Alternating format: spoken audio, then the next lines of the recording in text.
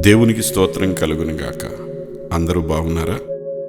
నీవు నిద్రపోకుండా వేధిస్తున్న ఆ సమస్యలు ఏం చెయ్యాలో తోచని కలవరంతో కూడిన ధైర్యం చెడినటువంటి పరిస్థితులు ఎదుర్కొన్నప్పుడు దేవుడు మారిపోలేదు అని గ్రహించాలి.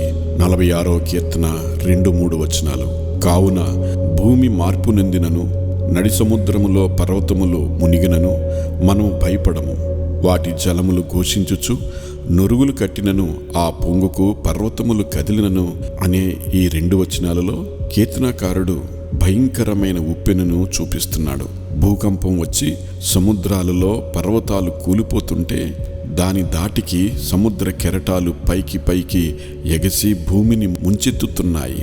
పరిస్థితులు ఎలా ఉన్నా మనకు భయం లేదు అని కీర్తనకారుడు అంటున్నాడు.